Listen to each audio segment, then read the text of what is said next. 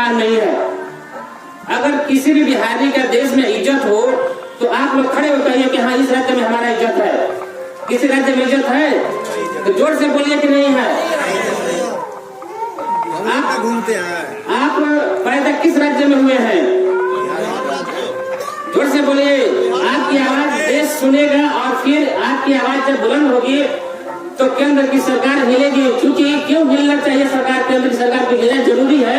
इस बात को आप लोग समझिए कि प्रधानमंत्री का क्षेत्र, प्रधानमंत्री विधानसभा के लिए, मुख्यमंत्री का क्षेत्र आपके वोट के लिए चलता है। आप जन्म बिहार में लिए हैं, आप पैदा बिहार में हुए हैं, आप वोट बिहार में करते हैं और रोजगार कहाँ करते हैं? और रोजगार कहाँ करते हैं? आप बाहर जाके करते हैं, हम लोग बिहार में रोजगार नहीं तो क्या? तो आप जब पैदा बिहार में हुए, वोट बिहार में करते हैं तो रोजगार दूसरे राज्य में क्यों करेंगे? रोजगार नहीं, आपको रोजगार कहाँ मिलना चाहिए? बिहार में मिलना चाहिए कि नहीं मिलना चाहिए? आप किसी भी राज्य में जाते हैं तो वहाँ आपको सामान मिलता है? सामान मिलना चाहिए कि नहीं मिलना चाहिए? बिहार इतना विकसित राज्य नहीं है। बिहार एक गरीब राज्य है। और गरीब किसने बनाया है बिहार को? बिहार को गरीब यहाँ के राजनेताओं ने ही बनाया है, आपके चुने हुए प्रतिनिधियों ने ही बनाया है। आपके वोट से वो अपना तकदीर बुलंद किए, अपने किस्मत चमका लिए, लेकिन आपको देश में गर्दन भटकने के लिए और जलील होने के लिए छोड़ दिए कि नहीं छोड़ दिए हैं? आप बाहर जाते होंगे, आप देखिए कभी आपको महाराष्ट्र से भगाया जाता है।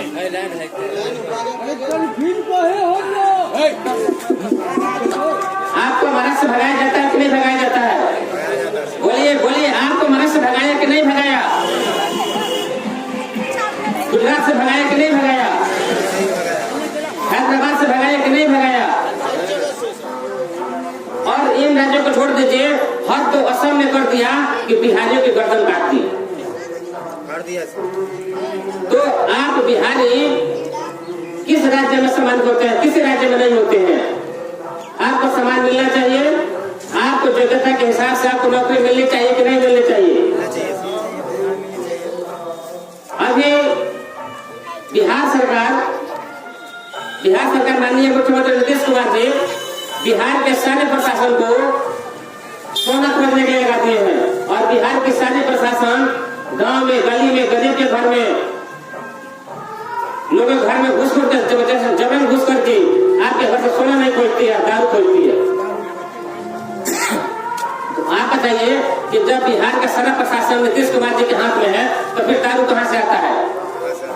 अपना बाप घर से लाता है। तो जब प्रशासन उनके हाथ में है, दारू पकड़े जाने पर वार्ड दोषी है, मुखिया दोषी है, थाना प्रभारी दोषी है, तो राज्य मिलता है तो कौन दोषी है? राज्य में मिल रहा है तो कौन दोषी है? बस के बोलिए, राज्य मिल रहा है तो कौन दोषी है?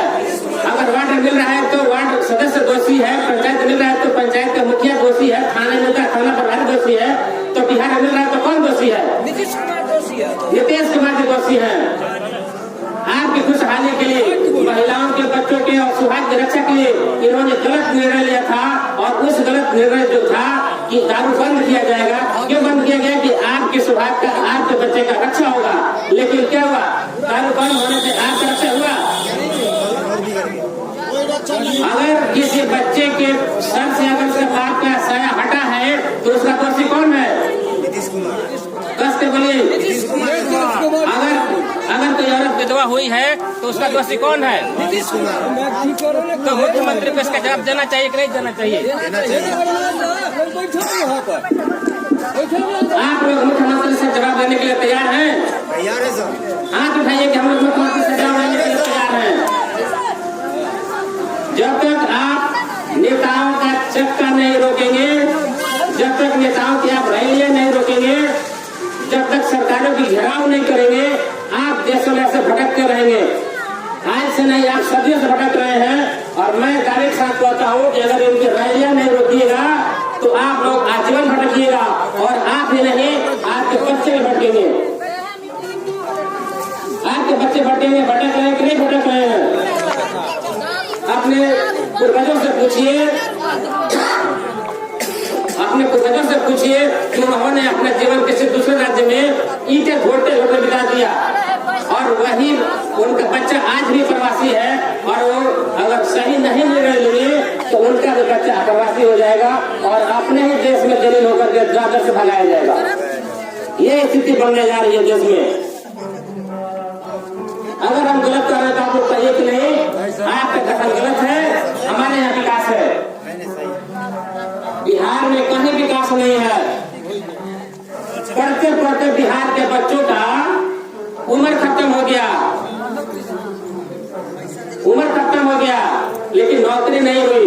आप बताइए, गरीब व्यक्ति मजदूरी करके अपने बच्चों को पढ़ाता है कि बच्चा पढ़ेगा तो समय से इसका नौकरी होगा। सरकारें धोखा देती हैं, बहालियां तो निकालती है लेकिन उस बहाली को करती नहीं है और इंतजार करते करते आपके बच्चे का उम्र खत्म हो गया। ठोको ताली। तो आप लोग किस सरकार का चुनाव कर रहे हैं जो आपका भविष्य खा रहा है, आपका तकदीर खा रहा है, आपके बच्चों का जीवन खा रहा है, आपके मांग का सिंदूर खा रहा है। वैसे सरकार को वैसे क्या फायदा है? कोई फायदा है? कोई फायदा नहीं। तो बदलिए सरकार को। आप अपने आप को कमजोर मत समझिए। लोग कहते हैं हम अकेले क्या करेंगे, तो आप बारिश की बूंदों से छोटे नहीं है। जब बारिश की छोटी छोटी बूंदें बड़ी बड़ी नदियों का बहाव बढ़ जाती हैं तो हम लोग सैकड़ों आदमी इकट्ठा है, तो क्या हम लोग इस राज्य का परिवर्तन नहीं कर सकते हैं? कर सकते हैं, अगर चाहेगा वैसा तो कर सकते हैं। तो इसमें से जो लोग भी, इसमें से जितने भी लोग बिहार का विकास चाहते हैं, बिहार का परिवर्तन चाहते हैं, तो खड़ा होइए और हमारे हाथ से हाथ मिलाइए, हमारे हाथों को मजबूत करिए कि हम लोग बिहार का परिवर्तन के लिए तैयार हैं। आप सब लोग खड़े होइए कि आप लोग परिवर्तन अगर चाहते हैं तो एक बार सब लोग खड़े होइए। सब लोग खड़े होइए कि आपको विकास चाहिए, आपको विकास चाहिए। लगते हो कोई तरकीब से बताओ बनाने की, मैं जिंदगी गिरी रखूं तो कीमत बताओ मुस्कुराने की। ये सरकार मुसलमान विरोधी है, ये सरकार किसान विरोधी है, यह सरकार छात्र विरोधी है, ये सरकार गरीब विरोधी है। इस अभी मतलब जो माहौल है, अभी किसका विकास हुआ? मोदी जी ने कहा था कि सबका साथ सबका विकास, लेकिन आप नजर उठा कर देखिए, सबका साथ अमीरों का विकास हुआ है। सबका साथ लेकर के आपकी गुस्सा जायज है, मैं समझता हूँ। और अभी हमने कहा भी था कि रूठे रूठे लगते हो, कीमत बताओ मुस्कुराने की। सर घरेलू गैस जो है जो रेट हम खरीदेंगे सो पैसा वाला खरीदेगा, तो क्या चीज का विकास? तो मोदी जी का नारा था 19 में सबका साथ सबका विकास, लेकिन आप लोग देखिए साथ सबका लिया गया, सबका साथ और विकास अमीरों का। अच्छे दिन आएंगे, बोलेंगे कि अच्छे दिन आएंगे, सबके घर में 15-15 लाख रुपए जाएंगे, लेकिन अच्छे दिन किसके आ गए? मोदी को आए। अच्छे दिन अडानी के आ गए, अच्छे दिन अंबानी के आ गए। आपसे वोट लेकर के, आपके अच्छे दिन का लालच दे करके, आपको सस्ती गैस का लालच दे करके, आपको 30-32 रुपए लीटर पेट्रोल का लालच दे करके टेस्ट बेच दिया गया, रेल बेच दिया गया, सेल बेच दिया गया, LIC बेच दी गई, रेलवे बेच दी गई। तो अच्छे दिन तो आए, लेकिन किसके आए? गरीबों के थोड़े ही आए, वो तो अमीरों के अच्छे दिन आए। तो अब जो आने वाला, आप लोग अपने गुस्से को नोट करके रखिए। आप जब वोट करने जाइए, ध्यान रखिए, आप अब की बार जब वोट करने जाइए तो अच्छे दिन का जो झांसा दिया था, और झांसा देने पर बोला कि ये तो जुमला था, भाषण देने का एक तरीका था, अब की चुनाव में उसको सबक सिखाना है। 24 में चुनाव है, अब की उसको सबक सिखाना है। जिसने कहा था कि आपको 30-32 रुपए लीटर तेल दिए जाएंगे और आपको तेल 110 रुपए लीटर मिल रहा है, वो आपके साथ छल किया है। आपके गांव में, आपके परिवार में एक बार कोई धोखा दे देता है तो कहते हैं कि धोखेबाज है, और आपको निरंतर जो 10 वर्षों से धोखे दे रहा है वो क्या ईमानदार है? वो क्या है बताइए? पूरा पब्लिक को धोखा दे के वो जो 10 वर्षों से धोखा दे रहा है वो ईमानदार नहीं है। तो आने वाले दिनों में अब जो चुनाव होगा उसमें आप लोग अपने गुस्से को याद करके रखिए। आपके साथ जो घटनाएं हुई हैं, आप दिल्ली से जो बोला था केजरीवाल जी ने, माननीय मुख्यमंत्री केजरीवाल जी ने बोला था कि 500 का टिकट करा के आता है और 5 लाख का इलाज करा के जाता है, उसका जवाब मिलना चाहिए कि नहीं मिलना चाहिए? उसका जवाब मिलना चाहिए। और आप किसके भरोसे बैठे हैं? आपके